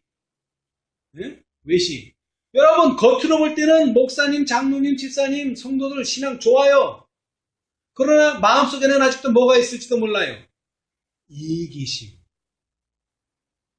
그거는 누구만 알 수 있어요? 본인과 성령만 알 수 있어요. 본인과 성령만. 그거는 아무도 몰라요. 왜? 뭐 내가 이기심이 있다고 말한 것도 아니고 내가 이기심을 있다고 뭐 보여준 게 아니기 때문에 마음속 깊은 곳에 있어요. 이기심이라고 하는 거죠. 그런데 세 천사의 기별과 네 천사의 기별과 다섯째 천사의 기별은 너무나 놀라워서 그 깊이 들어있는 뭐를요? 그 이기심의 죄를 끄집어내는 거예요. 그게 끄집어내는 거예요. 그거 없으면 절대로 그건 나오지 않습니다. 그게 끄집어내는 거예요. 자, 그래서요. 옛적에 그랬던 것처럼 오늘날 우리 주를 따르는 자들 가운데도 이 교활하고 기만적인 죄가 얼마나 편만해 있는가.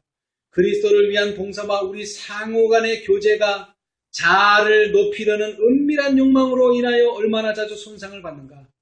얼마나 자아만족에 대한 생각을 하고 사람에게 인정받기를 갈망하는가. 하나님께서 지정하신 것보다도 쉬운 길을 가고자 하여 하늘의 교훈 대신 인간의 이론과 유전을 채택하도록 이끄는 것은 자아에 대한 사랑이다. 여러분, 오늘날 왜 현대인들이 결혼 시집을 안 갈라 그래요? 시집 장가를 왜 안 갈라 그래요?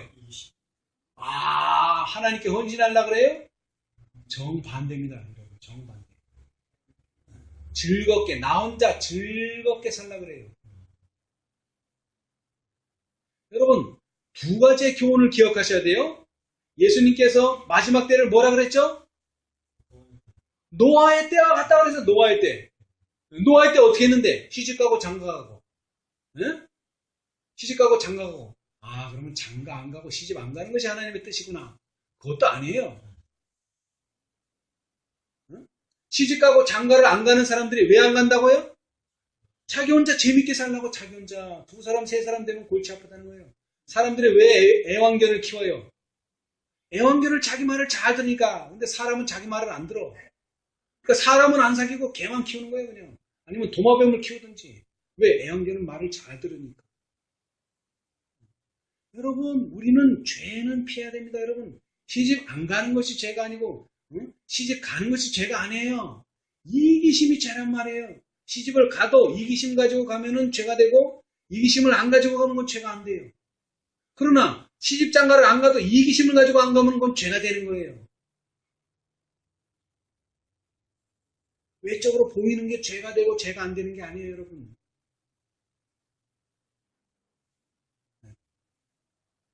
그런데 그러한 죄가 가장 은밀한 죄. 그러니까 유대인과 바리새인보다 더 은밀한 죄가 누구한테 있을 수 있어요? 제자들한테. 그 죄가 누구한테서 드러났죠? 누구한테서 드러났어요? 유다. 유다는 어디까지도 갔었어요? 어디까지도 갔었어요?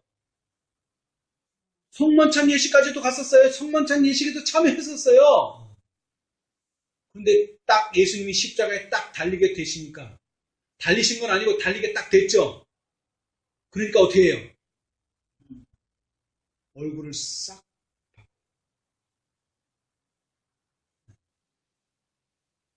여러분, 가장 예수님과 가까이 있는 사람들은 그때 가서야 얼굴이 드러납니다. 여러분, 그때 가서야. 여러분, 사단의 얼굴이 언제 드러났어요? 십자가에서 드러난 게 아니라 그전에는 그 하늘의 천사들, 우리보다 IQ 좋은 하늘의 천사들도 사단을 제대로 못 봤어요. 하늘 거민들도 사단을 제대로 못 봤어요. 근데 딱 십자가에 가서 예수님이 십자가에 못 박히니까 그제서야 보인 거예요. 예수님의 품성은 죽음을 받아들인 거고, 사단은요, 예수를 죽게 만든 것이고. 그렇단 말이에요. 우리는 거기까지 가야 돼요. 내가 죽을 뻔하는 게 아니고 내가 죽어야 됩니다. 죽을 뻔하는 게 아니라 내가 죽어야 돼, 실제로. 실제로 죽어야 돼. 죽는다는 게 뭐라고요? 네? 제자가 되기 위하여 모든 것을 버리지 않은 자. 하나라도 남겨서는 안 돼요, 하나라도. 돈이 문제가 아니고 생각, 내 의견, 뭐가 하나라도 내 것이 남아 있어서는 안 돼요. 아시겠어요? 14만사천 되게 쉬워요. 다 버리면 돼요. 다 버리면 돼요. 그러나 14만4천이 되기가 어려워요. 왜 어려워요? 하나라도 남아있으면 안 되기 때문에 그런 거예요. 하나라도 남아있으면 되지 못합니다. 왜요? 이것은 누룩과 같아요. 하나라도 남아있으면 그 누룩이 어떻게 한다고요? 내 그 좋은 헌신하는 마음, 내 그 예수님께 대한 충성을 다 갉아 먹어버려요. 근데 그 위험이 가장 큰 사람이 누구라고요? 예수님의 제자 12명에게 가장 큰, 서기관과 바리새인보다 더 커요. 여러분, 그걸 이해하셔야 돼. 자, 이제 끝으로 이 말씀만 읽고 마치겠어요. 그리스도를 위한 봉사와 우리 상호간의 교제가 자아를 높이려는 은밀한 욕망으로 인하여 얼마나 자주 손상을 받는가. 얼마나 자아만족에 대한 생각을 하고 사람에게 인정받기를 갈망하는가. 하나님께서 지정하신 것보다도 쉬운 길을 가고자 하여 하늘의 교훈 대신 인간의 이론과 유전을 채택하도록 이끄는 것은 자아에 대한 사랑이다. 그리스도께서 당신의 제자들에게 삼가 바리새인의 노력을 주의하라는 경고의 말씀을 하셨다. 그리스도의 종교는 성실 그 자체이다.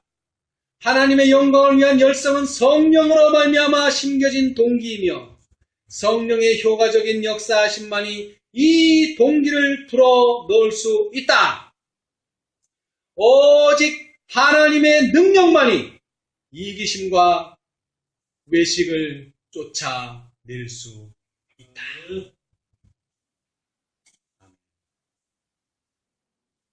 이 변화가 그분의 역사하심의 표적이다.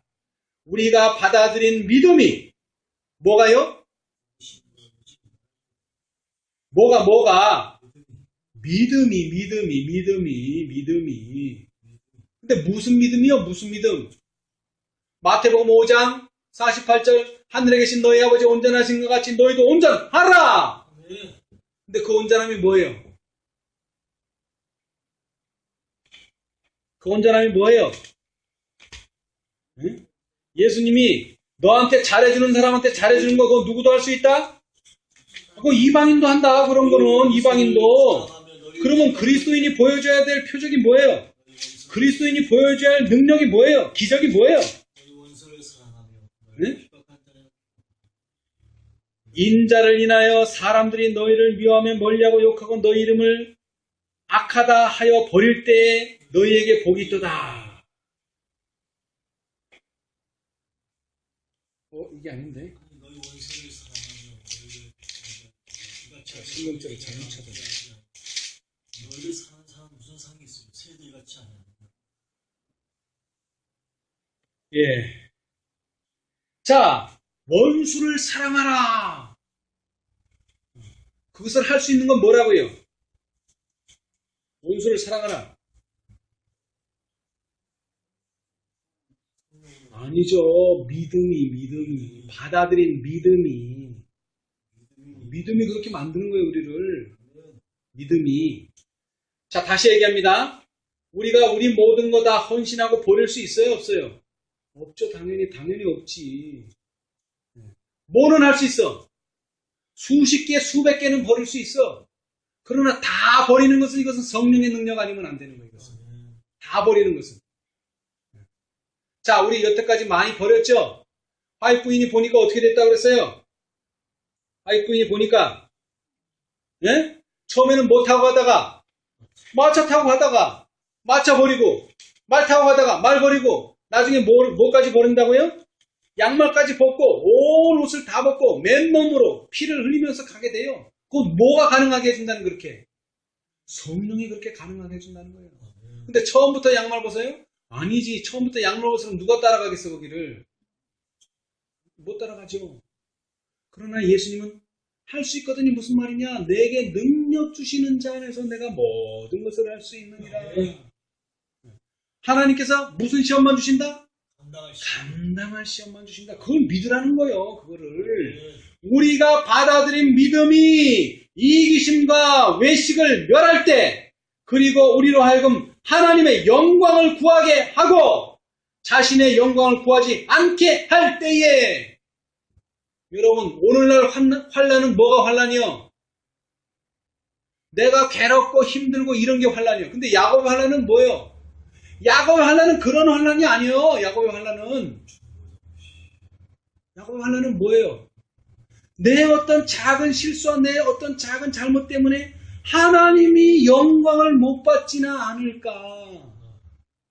그게 고민이요. 그게 내가 죄를 지었냐 안 지었냐가 고민이 아니라. 그런데 그런 고민에 어떻게 들어가? 지금 이 죄도 감당을 못하고 있는데 우리에게 주어진 이기심, 우리 속에 있는 그 근본적인 이기심도 해결하지 못하고 있는데 어떻게 하나님의 영광을 논해? 나도 내 문제가 지금 급한데. 응? 여러분, 그러니까 여러분, 우리가 지금 환난을 당하는 거예요. 환난을, 시련을 당하는 거예요. 불못불에 들어가 있다고 지금 우리는. 그런 거 제거하도록. 그런데 얼마나 뜨거워요, 불무가. 오직 하면은 불교에서 말하는 지옥을 묘사했는데 뭐라 그래요? 아주 뜨거운 불에 넣는다 그러죠. 여러분, 꼬집는 것도 아프고 뭐 여러 가지 아픈 게 많지만 화상만큼 아픈 게 없어요. 화상. 화상은 정말로 아픕니다. 근데 여러분, 꼬집은 것은 뭐 할 때만 아파요? 꼬집혔을 때만 아프죠? 근데 불에 대한 화상은요? 불이 없어져도 아픕니다. 계속 그 상처를 덧나게 합니다. 그래서 3도 이상 온몸에 화상 입으면요, 숨을 못 쉬고 그 고통 때문에 사람이 아주 괴롭게 죽습니다. 그래서 1세기 때 네로 황제가 그리스도인을 어떻게 죽이려고 했었어요? 아주 고통스럽게 죽이려고. 죽는 시간도 아주 길게. 그게 바로 화형시키는 거예요. 다른 게 아니에요. 화형. 불에 태워 죽이는 거예요. 그러나 그리스도인들은 어떻게 죽었어요? 행복하게 죽었어요. 왜 행복하게 죽었을까요? 믿음이 모든 신경을 차단해버린 거예요. 믿음이. 여러분, 그런 거 있죠? 엄마가 차에 부딪혔는데 뭐 하기 위해서? 아기를 보호하기 위해서. 근데 엄마는 다치고 그랬는데 아기는 멀쩡해. 그거 왜 그래요? 초인간적인 힘이 나와요. 인간에게 초인간적. 언제 나와요? 믿음을 행사할 때. 믿음을 행사할 때 나와요. 초인간적인 힘이 나와요. 전에는 결코 경험해보지 못했던 초인간적인 힘이. 여러분, 사단을 어떻게 이길 수 있어요? 에이그, 내가 이 정도는 이길 그런 능력이 아니에요, 사단은. 우리는 초인간적인 힘이 나와야 돼요. 근데 그게 어디서 나와요? 우리가 하나님과 하나가 됐어요. 연합했을 때, 레위처럼 연합했을 때. 레위가 잘나서 그렇게 한 게 아니에요. 레위는 하나님과 연합해서. 어떻게 하나님의 율법을 범하느냐? 나는 그 자리에 설 수 없다. 죽음과 비난과 어떠한 고난이 올지라도 나는 율법을 범할 수 없다. 그래서 레위가 우상숭배에 빠지지 않은 거예요. 오직 하나님의 능력만이 이기심과 외식을 쫓아낼 수 있다. 이 변화가 그분의 역사하심의 표적이다. 우리가 받아들인 믿음이 이기심과 외식을 멸할 때, 그리고 우리로 하여금 하나님의 영광을 구하게 하고 자신의 영광을 구하지 않게 할 때에 우리는 그것이 바른 순서임을 알 수 있을 것이다. 아버지여, 아버지의 이름을 영화롭게 하옵소서. 이것이 그리스도의 생애의 주지였다. 우리가 만일 그분을 따른다면 이것 역시 우리 생애의 주지가 될 것이다. 그리스도께서는 우리에게 그의 행하시는 대로 행하라고 뭐하심으로? 명령하심으로 우리가 그분의 계명을 지키면 이로써 우리가 저를 아는 줄로 알 것이다. 아멘. 여러분, 이거는 명령이라는 겁니다. 여러분, 이 명령을 잊지 않으시기를 바랍니다. 그리고 이 명령대로 안 될 때 기도하시기 바랍니다. 이 명령대로 안 될 때 말씀을 연구하시기 바랍니다. 어떻게 그런 일이 벌어졌는가? 성령을 달라고 간곡히 기도하시기 바랍니다. 명령은 곧 무엇이다? 약속이다. 시간 관계상 읽지 않겠어요. 뭐 할 때 이 말씀을 하셨죠? 5,000명을 먹이실 때 말씀하셨어요. 그죠? 그 다음에 또 언제 이 말씀을 하셨어요? 산상공훈의 말씀을 마치시면서 말씀하셨어요. 그죠? 그 장면을 찾아보세요. 그리고 또 어디에서 말씀하셨느냐? 실물교훈의 달란트의 장에서 말씀하셨어요. 많은 사람들이 뭐라 그래요? 특별히 나이를 먹은 사람들이 뭐라 그래요? 내 성격을 고칠 수 있다 없다? 내가 60년 살아봤더니 안 고쳐지더라. 이거는 경험이라는 거예요. 경험. 안 고쳐지더라는 거예요. 근데 하나님의 말씀은요, 그런 60년 동안 고쳐지지 않은 내 품성도 뭐? 고칠 수 있다고 믿는 것이 믿음이라는 거예요. 자, 우리 실물교훈 요거 하나만 봅시다. 중요하니까. 333페이지 실물교훈. 실물교훈 333페이지 달란트장입니다. 달란트장.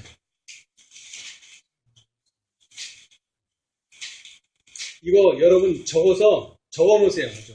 여러분 책상이나 식탁이나 이런 데 자주 볼 수 있는 데다가 화장실이나 이런 데. 하나님의 의지와 자, 333페이지. 찾으셨어요? 자, 333페이지. 333이라고 쓴데 다 같이 읽겠습니다. 시작. 사람의 의지와 하나님의 뜻이 협력할 때에 그것은 뭐라고요? 분명한 것이 아니라 전능한 것이 된다. 하나님께서 같이 읽자니까요. 하나님께서 하라고 명령하신 것은 무엇이든지 그분의 힘을 의지하여 이룰 수 있다. 그가 명하는 모든 것은 다 할 수 있는 것들이다. 네. 아멘. 이거 믿는 거예요. 다른 거 없어요. 우리는. 다른 사람이 안 된다고 할 때 우리는 뭐라고 얘기해야 돼요? 됩니다. 할 수 있습니다. 있다. 뭐 믿자는 거죠. 뭘 가지고? 말씀을 가지고, 허락하신 말씀을 가지고. 그 차이에요. 우리가 뭐 안식일을 더 잘 지키고, 우리가 건강 개혁하고. 그건 여러분 차이가 아니에요. 그건 차이가 아닙니다, 여러분. 우리의 차이는 믿음을 가졌느냐. 그 다음에 그 믿음을 어떻게 하라 그랬죠? 영적인 분별력을 가지고 잘 적용하느냐. 그 차이가 다른 거 없어요. 우리도 믿음 떠나가면 우리도 저 이방인들하고 똑같은 신세예요. 다를 거 아무것도 없습니다. 다시 말합니다, 여러분. 여러분, 우리는 자기를 부인하고 자기 십자가를 지고 결국에는 십자가에 달려 죽어야 합니다. 끝이 그렇다는 거예요. 그러나 그런 사람들은요, 하나님께서 살리시고 영광스러운 하나님 보좌 우편에 앉게 해 주시겠다. 이것이 오늘날 세천사의 기별의 축복입니다. 우리 모두 이 놀라운 축복을 받기 위하여 힘들고 어렵지만 말씀을 의지하여 여태까지 안 잡혔지만 말씀에 의지하여 그물을 던졌던 베드로처럼 우리 또 말씀을 의지하여 우리의 생애에서 예수님을 드러냅시다. 자기를 부인하고 자기 십자가를 지고 예수님과 같이.